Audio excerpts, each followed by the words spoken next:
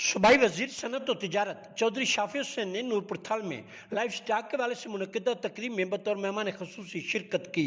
इस मौके पर MNA Malik Shakir Bashirwan, MPA Sardar Ali Hussain Khan Baloch, ex senator doctor Ghaus Mahmood Khan Niazi और लाइफ स्टॉक फार्मर्स भी मौजूद थे।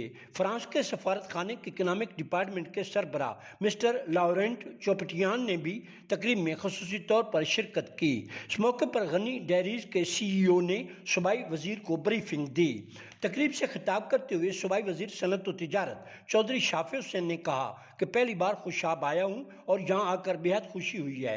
उन्होंने कहा कि भारत पिंक साल्ट की वैल्यूडेशन करके बरामद कर रहा है, जबकि यहाँ से पिंक साल्ट वैल्यूडेशन के बगैर एक्सपोर्ट हो रहा है। उन्होंने कहा कि हुकूमत पंजाब कैदाबाद में 110 एकड़ रकबे पर इंडस्ट्रियल एस्टेट बना रही है। इस इंडस्ट्रियल एस्टेट में पिंक साल्ट की वैल्यूडेशन पर फोकस होगा।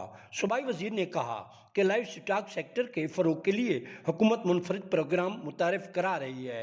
उन्होंने कहा कि बंजर ज़मीनों को भी काबिल काश्त बनाने के लिए इकदाम किए जा रहे हैं। बाद सूबाई वजीर चौधरी शाफी हुसैन ने नूरपुर थल में डेयरी फार्म का भी विजिट किया।